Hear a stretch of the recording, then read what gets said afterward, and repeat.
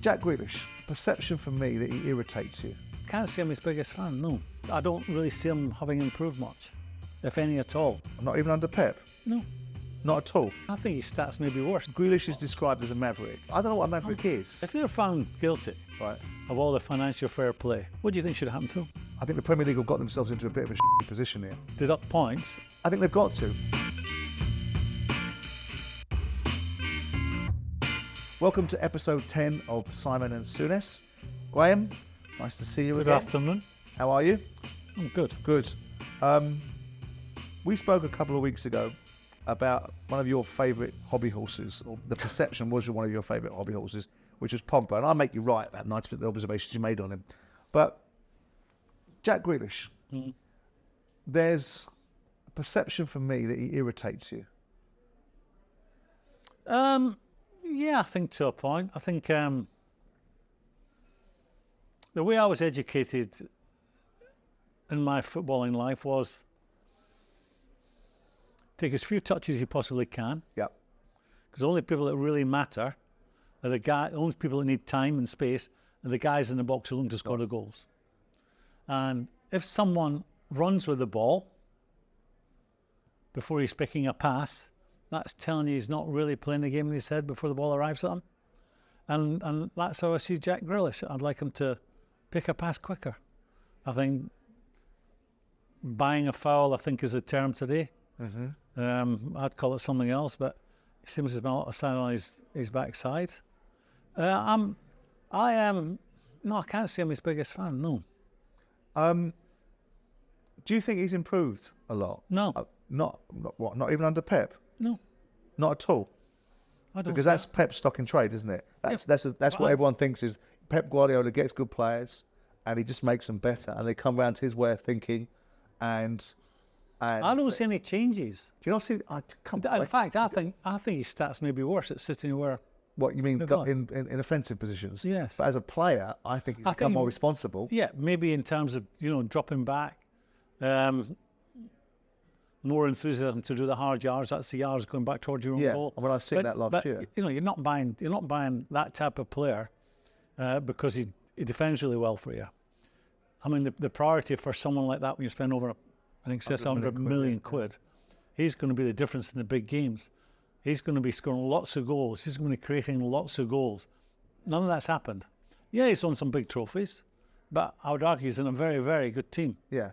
Well, but he has become more defensively aware. Works harder, tracks back, gets involved. Yeah, but I would also suggest that I think it's all on for him now. He's got that Oscar Bob, who looks to be a fabulous player, and Doko. So I like him as well. So he's got some competition to be a starter in that team now.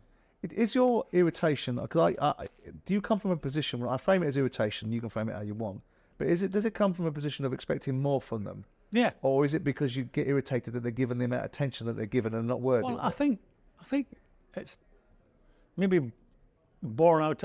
Is it Aston Villa? Not a great Aston Villa team, so he's on most of the ball. He's the one that's creating. He's the one that's scoring. He was a go-to man in many ways. So you get your big move to the top team, and I don't really see him having improved much, if any at all. His numbers wouldn't suggest that. I think I'm right in saying. Do you think he? He flatters to deceive. Yeah, I thought that as well. I've never got it, and it's not for me to get, but I'll have an opinion on it, and then I'll talk to people like you and other people that work with players. I've always thought that he's never been what people have led me to believe he is. I grew up watching players that could go past players, whether it was Stevie Coppell or whether it was Lloyd Cunningham, whether it was Peter Barnes, or watching people like George Best, or even my boy Wilfried Zaha at Palace. But that's not a fair comparison because Wilfried Zaha's at a certain level and Jack Grealish is playing for arguably the best team in English football. Wilfried Zaha could have played for Man. I think so. I think so. We're getting slightly off. Don't matter. I said on Sky 5 years ago, Real Madrid should buy Wilfried Zaha. Exactly what I said. Exactly what I said. Did you look it for me? Oh, possibly. Yeah. Because if there was one player you didn't want to be one-on-one with inside your box or even in your half was Wilfried Zaha. He'd have a fight with you. He'd be aggressive to you. He's lightning quick and he's brave. Anyway, we're getting off Jack. No, I haven't. I don't think I've seen any improvement in him. Do you think he gets in the England squad or the England team for the Euros this summer? He'll be in the squad, whether he's starting or not. You know, I just... If you ask a striker what he wants the ball. He wants from me one touch. There you go. Yeah. He doesn't want me dancing down the line, threatening to put it in, coming back, threatening to put it in, and then eventually put it in. They want it down the line in first time. Which is what John Robertson did at Forest, didn't he? No, you're talking about a proper player. Yeah, absolutely. Most underrated footballer of my generation, John Robertson. Outstanding. At Forest. And every time I see Martin O'Neill, that fills in for you when you can't be bothered to come in. I think he positively glows because he's one of his best mates in it. Because I grew up loving John Robertson. I just thought he was phenomenal. Not physically, everything he should have been. He didn't look like he was. What a player! But it's exactly what you were saying, which is make the yard, put the ball in. He didn't have the pace to get past, but just half a yard, and he could just deliver it for fun. Class. What do you think of his expression, Mavericks? Because Grealish is described as a maverick. But what do you think? I don't know what a maverick is. I was going to ask you what you think. A maverick would be Stan Bowles, Rodney Marsh. Yeah, but they don't win anything. Mavericks don't win anything. Yeah, see, there's this myth. The modern game is all about the 10 outfield players all doing the hard yards. I know whatever that may be for a centre half, you're up there and sprint back, whatever. But the teams I played at Liverpool, everyone took part in the game when we didn't have the ball. Right. There was no passengers whatsoever. So I don't believe it's a new thing. I think Mavericks were around long before I played, when I played, and are they becoming less and less? Yeah, I think so, because it's unacceptable to be walking back when you've lost the ball. But is that Maverick though? I mean, I think we talk about Mavericks because the terminology defines a personality and charisma, and I think like Macaro is a Maverick. I think Ronnie O'Sullivan is a Maverick. I don't, in football terms, it would be, I've mentioned Stan Bowles, Rodney Marsh. Who else would come into that category? But that's people that don't achieve, isn't it? To some extent, that flatter to deceive, that have got a bit of style about them, a bit of panache. Yeah. They become a maverick, not necessarily a winner. I mean, I don't think you can be described. If you were winning the big trophies in the modern game, I don't think anyone would accuse you of being a maverick. See, I think maverick is basically someone who doesn't conform to the status quo. Is that a miss? Is that a miss player? Yeah, I mean that's your interpretation of it. Like I watched the boxing on Saturday. a couple of Saturdays ago. You can be a maverick as a boxer, surely. Well, sure, Prince Nazim Hamid was a maverick because he comes in the ring, he takes the mickey out of the opponents, he doesn't do things, he doesn't show does he do the business? He does the business, but your classification of a maverick is someone that flatters to deceive. A ball juggler. He's a ball juggler, and my classification is a personality. I think that Macaro was a maverick because he would have none of it, and his personality on the court. Nastasi was a maverick, and he won things. And Nazim Hamid, and I watched this boxing a couple of weeks ago, where you got this young kid, Ben Whittaker, coming in and taking the out of everybody and doing pirouettes in the middle of the ring, and then punching the fellow in the face with a left hook. And I think that's an element of maverick. And I think there's a place for it. Higgins was a maverick, wasn't he? Was, still is. Yeah, I know, the late, not Alex Higgins. Is he a maverick? Yeah, well, I think so, yeah. Don't you? The Irishman? Yeah. 100%. Yeah, but he won things. Yeah, but it's like a maverick would suggest it's a flawed character. Well, Alex Higgins itself it was. Yeah. But, it's like... Do you like mavericks? George Best, was he would describe as a maverick? I described as a genius, wasn't he? Yeah. But again, flawed. Yeah. Gaza. Flawed. Yeah. Mavericks, but flawed. Does one go hand in hand? It's not really much of a compliment, is it? See, when I think of Maverick, I think of Brett Maverick, the gun western with James Garner and the flamboyancy of it all. And I think of Mavericks on a football pitch, I think of people that have unique personalities. But when you distill it down, it is probably Stan Bowles and it is probably Rodney Marsh. So if you're called a Maverick, it's not much of a compliment, really, is it? With all due respect to those players that were good on the eye. Well, what we're actually saying, I think that's the thing in the past. So a Maverick doesn't exist in a Maverick would not be allowed. Tolerated. It wouldn't be tolerated. It wouldn't be allowed in the modern game. I did an interview with Michael Owen a few weeks ago, and he made some observations about modern day footballers, First of all, he made the observation that his generation would thrive in this generation of footballers. Because I'd said to him, how'd you win a Ballon d'Or? He scored 20 goals in that season. I mean, people are winning Ballon d'Ors scoring a goal a game now, so you'd have been pretty bang average. And that led him into, and hold on a second, our generation of players was far more technically capable, and this generation is much more robotic. What do you make to that? I think going back, I think I would have said that for the generation after me. I think that's maybe the generation now in 10 years' time would say the exact same thing. There's no doubt about it. I mean, there's some magnificent athletes playing football today. Yeah, because it's part of the They territory. could easily go and get involved in athletics and do very, very well at the highest level. But I think... But he says robotic. I mean, athleticism is a requirement now for the game, right? And I imagine it would have been a requirement in your era, but the difference is there's just different dynamics, different generations. But the robotic side of things, that I don't know, does that mean that they're not programmed for questions? That'd be coached that way. You can't cross a half wheel and you can't do this. I mean, I don't see robotic football players today. Do you think players are overcoached? I think what you can do today, I think you can fill their head with too much information. I think the average player, you have to keep it as simple and straightforward for them as you possibly can. You know, I'll give you an idea. I always felt you got 15 minutes at half time. They come in for 5 minutes, let them gather their thoughts. You speak to them for 5 minutes and then leave them for 5 minutes before they go back out so they can take on board what you've said. If you talk, and I'm sure this does happen, the minute they walk through the dressing room door and you're talking for 15 minutes, very, very little of that will have registered. So is that because you wanted feedback from the players? Is that because you wanted engagement, or because you instantaneously understood that 15 minutes was going to be lost on them? Yeah, I think, you know, you come in and you're thinking about things you should have done. If it's not going well, things you should have done. Or if it's going well, you think I'm going to do more of the same.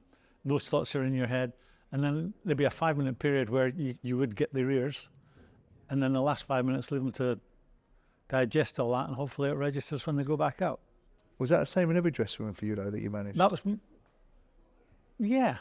Really? Yes, I remember. Because you need personalities in there. Yeah, but, you know, what you want from your big players, you want them to get after each other. Well, that's my point.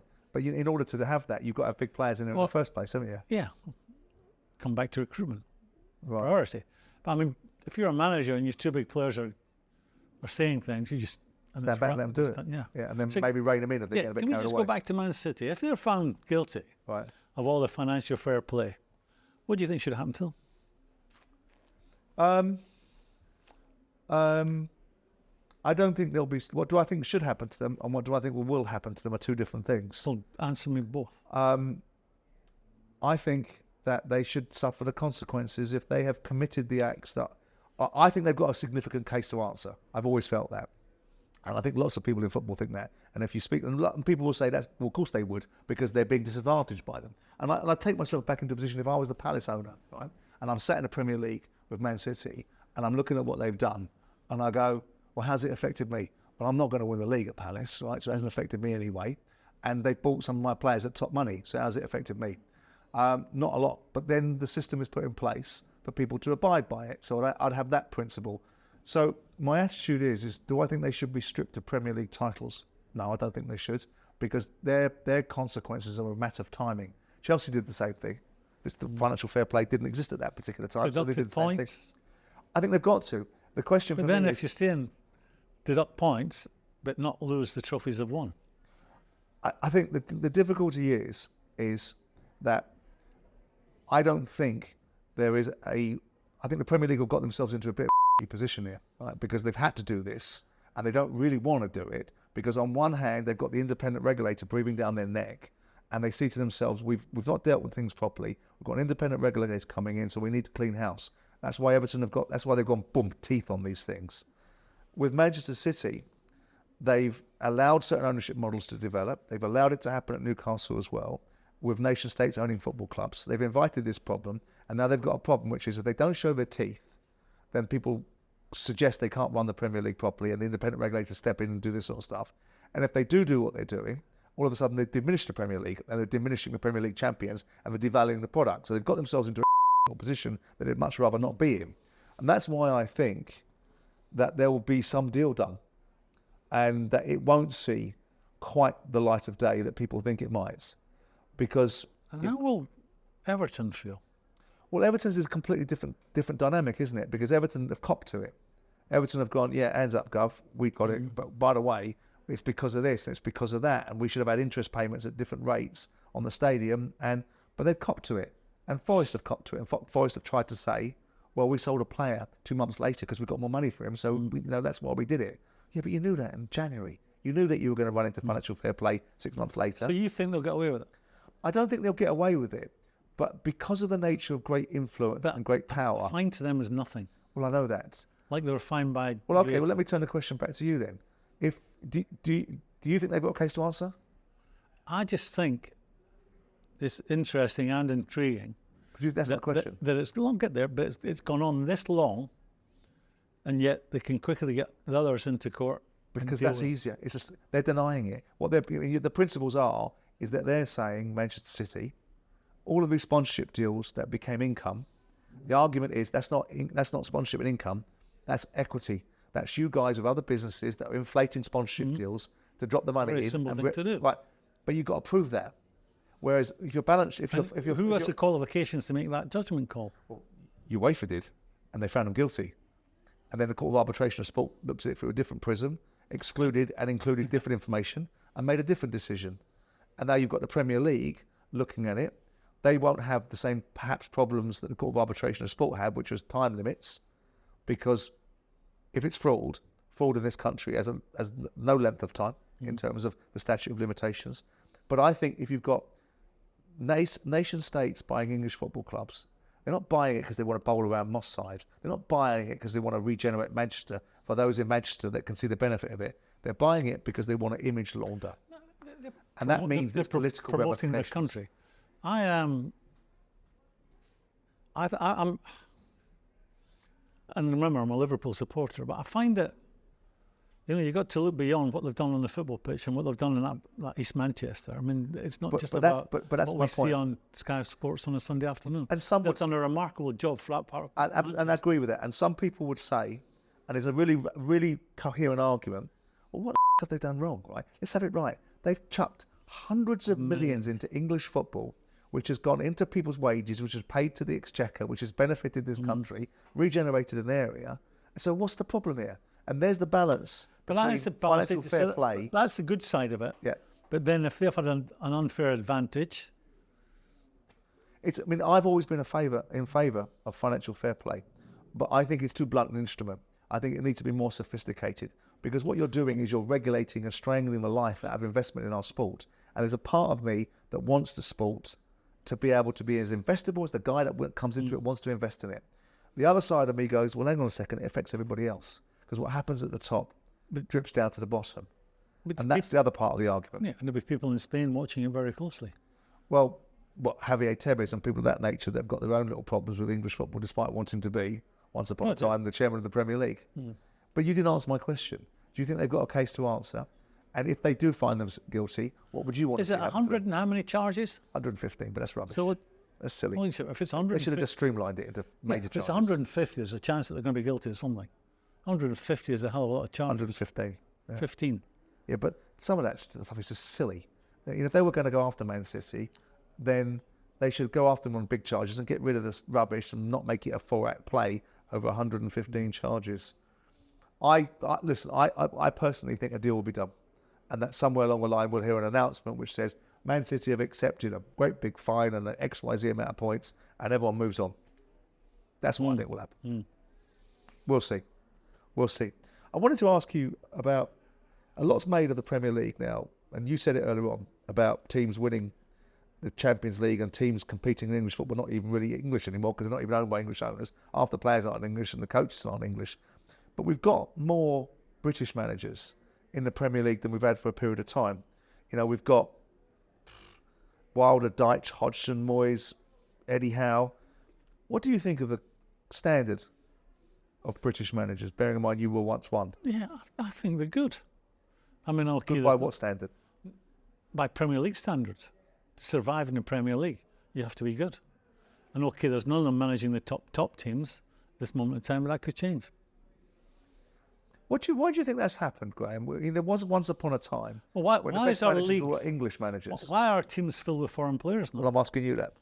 You must have a view on it. Once upon a time, it was because lazy chairman bought cheap foreign players. Yeah, right? well, that's not the case anymore, because wherever the Premier League goes now, wherever the Premier League teams go now, there is a premium. Even for little old Bournemouth, where I live, when they go to buy someone, there's a premium. And that's because there's that much money in the Premier League. But it's like, why is there so few English managers or British managers? It's why is there so few English players, British players?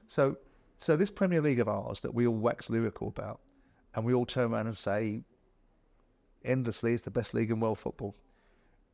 It is, I believe. It is, but is it because we've had this influx of everything other than British? No, because they can cherry pick the best from wherever.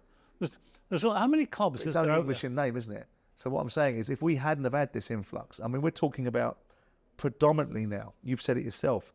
Look at the makeup of these sides. You're now looking to find homegrown players. You're now looking to find British players. So do you think by bringing in the foreign coaches that replace the likes of people like you, that the standard has got higher? Kind of like, I'm not sure if it has because of foreign coaches. Can I throw this at you? At this time, the England national team is particularly strong, in my opinion. Yeah. Is that because of foreign coaches? Now, let me answer that. Is it not because of the influence of foreign coaches on their domestic performances that have made them an international player? Because it damn sure isn't what they've done at international level and how they've been brought through that. I think it's the quality of the Premier League dragging the best out of you. But isn't that the point I'm making, which is that the Premier League now is made up of foreign coaches, foreign owners, foreign assistant managers, foreign players, foreign scouts, foreign technical directors. Everything's foreign, right? And the quality of the players has enhanced it. Now we've got a breed of players that are technically better. So you asked me a question about the international setup, and is this international team anything to do with foreign players? Well, isn't it their exposure to all of the foreign influence from coaching through to the players that they play with that's brought this generation of players to a level? Yeah, but they've come under the influence of lots of British coaches in the development, and most of the first clubs have been at. I see it just there's that many good players playing in the Premier League now. You just have to up your game. And of course there will be things that foreign coaches bring that an average British coach wouldn't have, but then vice versa, that'd be the case too. I mean, we have the best league in the world for a reason. It's not just because of all the foreign players that are here or all the foreign coaches that are here. Our public demand we play our football in a certain way. So they're part of it. You know, I've worked abroad where teams coast through games. Our supporters don't allow their teams to coast through games. No. Right. Admit that. People ask why it's so competitive, our league. I think it's as much to do with the supporters. Oh, I agree. The way our supporters demand the games played. Yeah. And that brings the best out of you as a player. But does it also, I mean, I agree. And I think that was, you know, the idea that when supporters came out of the stadiums, we saw during COVID how soulless football was. And I do believe that, having lived in Spain for years, you played in Italy, so you've seen that. Was there not a fact, Simon, that all the away teams, the amount of away wins teams were having in COVID? Yeah, because the home energy wasn't there. And I do think that's right. I do think that the English fans provide a unique atmosphere and a unique set of expectations, and the away travel and the tribalism of British sport brings out. And there's still elements that are not very nice. Marginal, and we'll let certain segments of the media make a 4-act play out of the individual instances that go on, which were nowhere near what I grew up with in the 70s and what you played with in the 70s and 80s when football had its real challenges. Do you think Matt Letizia, I had a conversation with Matt Letizia about, and I thought it was an interesting dynamic. He talked about the England manager or managers of a national side having to be from that country. And his argument was, if the qualification is to play for your country, you've got to be English. Then the qualification should be, if you're going to manage a country, then you should have to come from that space, that place. Globalisation. In an ideal world, yes, you'd have an English manager all the time. You Well, know, we're not globalising the players, though, are we? yeah, in what respect? Well, Well, you can go anywhere in the world and play. Again, the question is this. If you qualify to play for your country purely and simply by the fact that you're an Englishman or a Scotsman, if you have that particular affliction, and the only See, I think qualification... you find in life, see when something is rare. When something is rare. Yeah, scarcity Right. sells, yeah? Yeah. It goes up in value. Yeah, scarcity sells. Yeah. So, there's 60 million English people. Yeah. We're like a rare stone where there's only Are you less going than off? 5 million of us. You're taking my barb about Scotland. There's only 5 million of us. Right, okay. 4,999,000, too many. Do you think, though, again, I make the point because I think it's an interesting point, because the globalisation argument, yeah, I get it, but I think there's something in Letizier's observation that you should have to be. In the ideal world, yeah. In the ideal world, you would have an English manager or a Scottish manager only. But that's, we're in a free market. Everyone wants success yesterday. So if the latest coaching genius comes along and England are having a difficult time, England would go for him. Yeah, it just made my thought process change because I was in the camp. I've always been in the camp. I don't care who manages the team as long as the team on the pitch wins. Well, I think the average supporter are things like that. It's likely, Gray, that Southgate will probably finish. And I think if they win the European Championships, he'd go out on a high. If he loses, I think he'll go out by public demand. So either way he's going, you mean? Well, I've mixed emotions about him. I think he's done what he should do, never won anything over and above what they could. Yeah, I'd agree with that. I think he's super cautious. I'd like to see them off the lead and really go after teams. It's a bit like Liverpool job, Simon. I think whoever gets that is walking into a really healthy situation. There's a really strong group of English players you have now. Yeah. I mean, it'd be interesting to see the timing of it. Obviously the timing of it, I could see Eddie Howe managing England. I think he would be okay for the FA. Yeah, he'd be okay for the FA because he wouldn't cause them any good in front of the camera, isn't he? Sensible. Really good in front of the camera. Sensible. There you go, getting a Scotsman to talk about England. That's it. That finished. That's it. Finished cut. Put more ahead. Right, that's it. Episode 10, all wrapped and done. See you next time we're out, which will be 1 o'clock on Monday.